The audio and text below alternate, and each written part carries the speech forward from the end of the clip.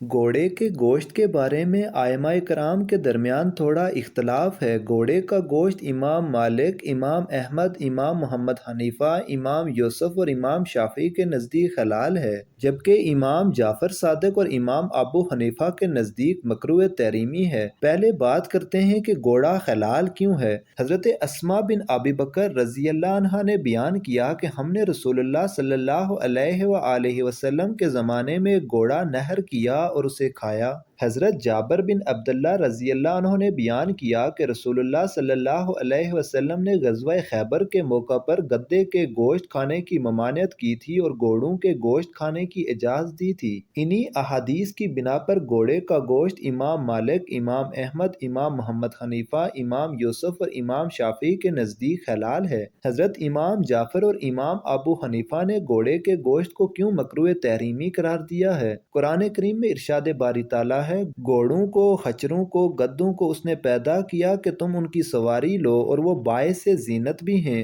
اور بھی ایسی بہت سی چیزیں پیدا کرتا ہے جن کا تمہیں علم نہیں۔ اللہ ایک اور جگہ اپنی ایک اور نعمت بیان فرما رہا ہے کہ زینت کے لیے اور سواری کے لیے اس نے گھوڑے، خچر اور گدھے پیدا کیے ہیں۔ بڑا مقصد ان جانوروں کی پیدائش سے انسان کا ہی فائدہ ہے۔ انہیں اور چوپایوں پر فضیلت دی اور علیحدہ ذکر کیا۔ اس وجہ سے بعض علماء نے گھوڑے کے گوشت کی حرمت کی دلیل اس آیت سے لی ہے۔ حضرت ابن عباس رضی اللہ عنہ سے ان تینوں کی حرمت آئی ہے۔ وہ فرماتے ہیں کہ اس آیت سے پہلے کی آیت میں چوپایوں کا ذکر کر کے اللہ تعالیٰ نے فرمایا ہے کہ انہیں تو کھاتے ہو، پس یہ تو ہوئے کھانے کے جانور، اور ان تینوں کا بیان کر کے فرمایا کہ ان پر تم سواری کرتے ہو، پس یہ ہوئے سواری کے جانور۔ امام احمد بن حنبل مسند احمد میں لکھتے ہیں کہ عبداللہ بن حارث کہتے ہیں کہ حضرت عثمان غنی رضی اللہ عنہ کے دور خلافت میں میرے والد حارث مکہ مکرمہ میں کسی عہدے پر فائز تھے۔ وہ بیان کرتے ہیں کہ حضرت عثمان غنی رضی اللہ عنہ ایک دفعہ مکہ تشریف لائے تو میں نے ان کا استقبال قدید نامی جگہ پر کیا۔ قریبی شکاریوں نے گھوڑا شکار کیا اور ہم نے اس کو پانی اور نمک میں پکایا۔ گھوڑے کا گوشت ہڈیوں سے الگ کر کے اس کا سرید تیار کیا۔ اس کے بعد ہم نے وہ کھانا خلیفہ وقت حضرت عثمان غنی رضی اللہ عنہ اور ان کے ساتھیوں کے سامنے پیش کیا۔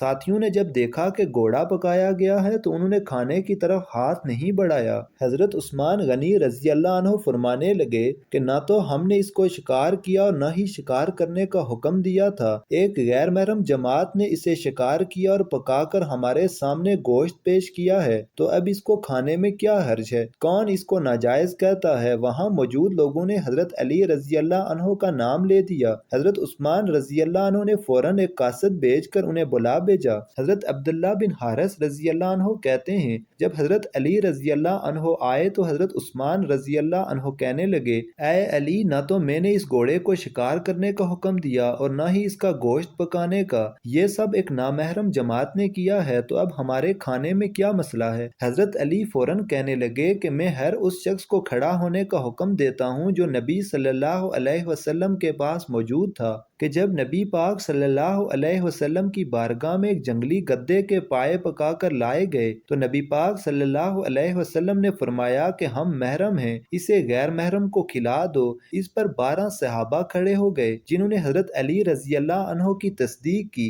یہی بات پھر حضرت علی رضی اللہ عنہ نے شتر مرغ کے انڈوں کے بارے میں کی۔ گھوڑا فی نفسہ ہی حلال ہے کیونکہ نبی پاک صلی اللہ علیہ وآلہ وسلم نے اس کو حرام قرار نہیں دیا۔ اسی وجہ سے ترکی میں گھوڑوں کا گوشت عام ہوٹلوں میں ملتا ہے، لیکن امام ابو حنیفہ اور امام جعفر صادق کے نزدیک گھوڑے کے آلائے جہاد ہونے کی وجہ سے گھوڑے کا گوشت کھانا مکروہ تحریمی ہے۔ آج کے دور میں بھی جنگ کے دوران اور سرحدوں کی حفاظت کے لیے دشوار گزار راستوں سے ہوتے ہوئے مختلف اہم پوسٹوں تک پہنچنے میں گھوڑوں کا استعمال کیا جاتا ہے۔ اسی وجہ سے ہر ملک کی قومی پریڈ میں فوج، پولیس کے گھڑ سوار دستے بھی پیش ہوتے ہیں۔ حدیث پاک میں ہے کہ گھوڑوں کی پیشانی میں قیامت تک کے لیے خیر لکھ دی گئی ہے، اس لیے یہ اشکال بھی لازم نہیں آتا کہ گھوڑے اب آلائے جہاد نہیں رہے۔ لہٰذا گھوڑے کے گوشت کا حکم موجودہ زمانے میں بھی یہی ہے کہ گھوڑے کا گوشت حلال ہونے کے باوجود کھانا مکروہ تحریمی ہے۔ مزید اچھی ویڈیوز دیکھنے کے لیے چینل کو سبسکرائب کریں۔ جزاک اللہ۔